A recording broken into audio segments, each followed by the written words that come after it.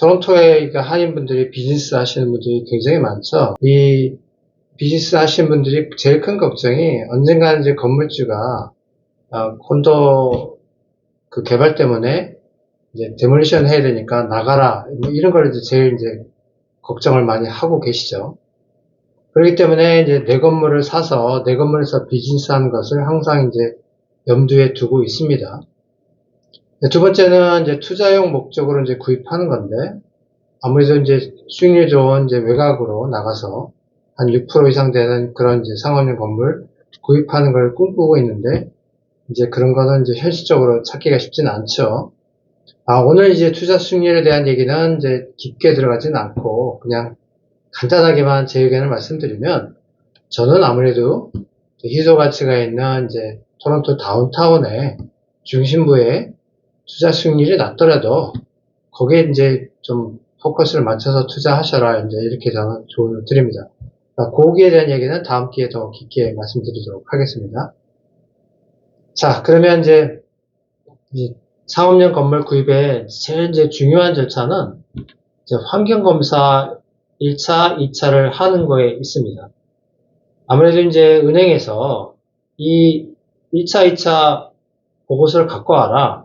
거기 통과해야지만 안전하다는 보고서가 나와야지만 이 모기지 승인이 나고 돈을 이제 은행에서 빌릴 수가 있는 거죠. 이게 이제 주택 구입하고 상업용 구입하고 제일 큰 이제 차이라고 하겠습니다. 자, 그래서 이제 간단하게만 이제 그 환경검사 1차는 뭐고 2차는 먼저 약간 설명을 드리면, 1차는 이제 타겟되는 건물 주변에 어떤 업종이 이제 있었느냐가 이제 조사를 하는 거죠. 그래서 이제 그 업체에서 시에 들어가서, 과거 10년 전, 뭐, 심지어는 50년 전에 어떤 업종이 있었는지를 이제 조사하게 됩니다. 그래서 만약에 뭐, 한 100m 건너편에 주유소가 있었다. 이러면 이제 당연히 환경검사 2차를 이제 하라고 공고를 하게 됩니다. 그럼 은행에서 그 1차 보고서를 받으면 당연히 2차를 하라고 하겠죠. 그래서 뭐 1차 없이 그냥 바로 2차를 하는 게 차라리 비용을 아끼게 됩니다. 1차 비용만 해도 한 3,000불 정도가 나오게 됩니다. 자, 그래서 2차를 하게 되는데 2차는 뭐냐? 이제 현장에 가서 뭐 앞이 됐던 뒤가 됐던 이제 그 건물 인사이드가 됐던 구멍을 이제 6m까지 뚫어서 이제 그 토양하고 지하수까지 이제 검출을 해가지고 테스트를 하는 거죠. 당연히 이제 비용이 굉장히 많이 들겠죠. 보통 이제 기본이 한 3개 정도 구멍을 뚫는 건데 6m까지 이제 파고 들어가서 지하수를 추출하는 거기 때문에 이 비용이 보통 한 15,000불에서 20,000불 정도가 들게 됩니다. 그리고 당연히 기간도 보통 미니멈 한 달에서 한 달 반 정도가 걸립니다. 그러니까 이 커머셜 이 건물을 구입할 때는 보통 기간을 보통 한 석 달에서 6개월을 잡을 수가 있습니다. 바로 이제 이것 때문에 그런 거죠. 그래서 오늘 이제 말씀드릴 내용은, 저를 통해서 이제 구입한 분 중에 실제로 이걸 이제 겪고서 어떤 이제 어려움이 있었는지, 어떤 이제 문제점이 있었는지를 이제 직접 경험한 내용을 토대로 이제 조언을 해드리고 어떤 신경의 어떤 그런 얘기를 이제 도움이 되는 얘기를 해드릴까 합니다. 자, 근데 이제 생각을 해보시면 토론토 중심부가 뭐 역사는 뭐 오래되지 않았겠지만 그래도 뭐 수많은 업종이 거쳐갔겠죠. 그러면 이제 땅을 파고 들어가면 아무래도 뭔가가 나오겠죠. 차라리 이 기준치의 뭐 100배, 200배가 나오면 차라리 이제 깔끔합니다. 그냥 포기하고 그냥 내 비용 이건 뭐 어쩔 수 없지만 그냥 비용은 포기하고 이 딜은 캔슬하겠다. 이제 그러면 다 끝나는 거죠. 근데 이제 문제는 이 환경 기준치에 살짝 오버되는 게 이제 이게 문제가 됩니다, 항상. 자, 이런 거죠. 환경검사 업체는 기준치에 살짝 오버되는 거에 대해서는, 내가 이 구멍에다가 중화제를 뿌리면 한 6개월 뒤면 이게 기준치 밑으로 내려갈 수 있으니까 이 그러고 나서 이제 리포트를 이제 내면 그 모기지 승인을 받을 수 있다. 그러니까 이제 서제션을 하게 되죠. 자, 그래서 오늘 바로 이 케이스가 이 이제 캐나디안 이제 그 치과의사인데, 치과의사 이제 형제인데, 어떤 과정을 거쳤고, 어떤 이제 결심을 했고, 거기에 대한 제가 질문을 하고, 답변을 드리면서 한번 도움이 되는 얘기를 한번 들어보도록 하겠습니다.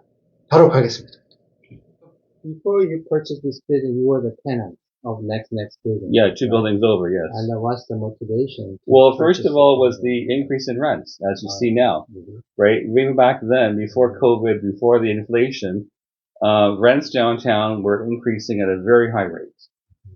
So it was in our interest to try to find a small building like this, close by, to keep our clientele, right? Second, to have parking. Third, to have residences, house space, storage, etc. Plus, we make our own rules. Plus, we control basically how much we have to spend. Mm-hmm. So the rentals were going through the roof at the time, going up thousands of dollars a month. Medium development is here, the strip. Oh, so from Davenport all the way to Spadina is this side of the street, not that side, it's out loud. Will be the next condominium development. They're going to be changing zoning law? Oh, okay. Yeah, so there'll be, there's high rises will be at least mid-rise for sure. Uh-huh. Could be up to a high rise depending on because of the distance to the railway track. How high is it? Well, just down here, it's 13 stories. Wow. Right? Amazing. So here, you can build 4 to 6. 4 to 6, you have, yeah, based on sense. the... Makes sense.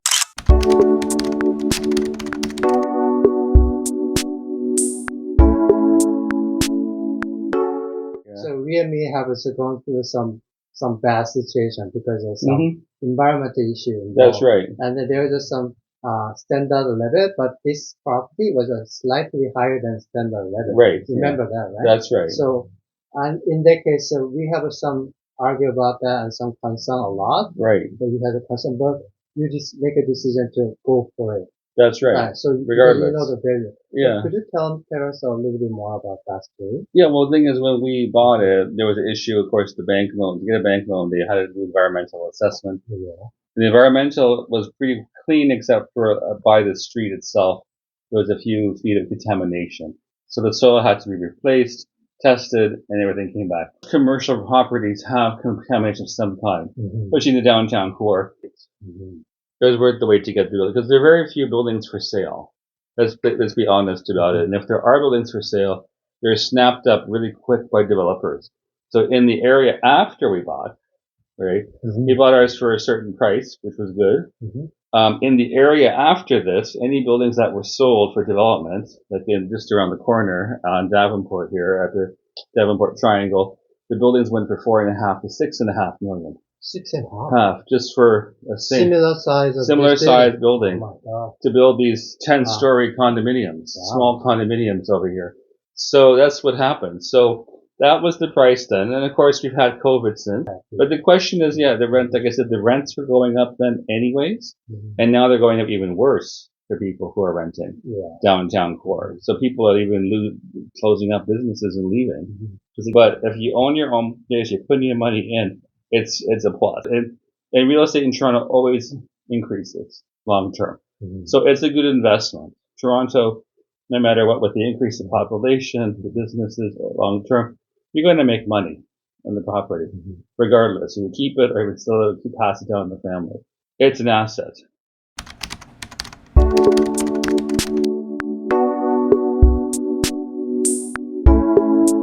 I think there will be huge difference between you were the tenant before, but now you are the building owner. Yeah. Right? Yeah. So the tenant issue, the tenant, you have restrictions. The landlords, they make the decisions. They make they decide. Sometimes they change clauses.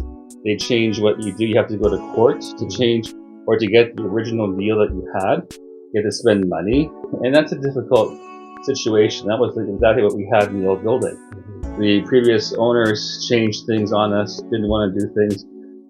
They had issues of course, even sometimes of insects, infestations, things like that, because it's attached to the people. So this is the best thing for us. We don't have those issues. can control You, yourself. you control everything yourself. You control your future. You control your costs. And the best thing to do too, if you have apartments like this, it's multiple use, rented out to relatives, friends, people who you know. That way, you're not going to get stiffed by someone or a bad situation. You know, there's always someone who wants to live downtown Toronto. I guess in this kind of condition, maybe minimum rent, maybe $3,500 something. For two, yes, exactly. In this area, the rents down here, 1-bedroom apartments are running about $2,800 to $3,000. This type of apartment being they consider luxury because it's been upgraded.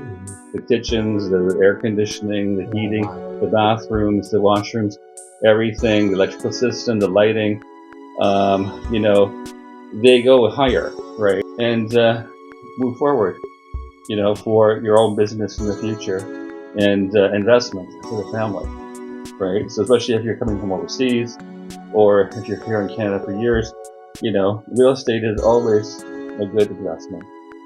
Thank you very much. You're very good. That's very it? good. Very good. Amazing.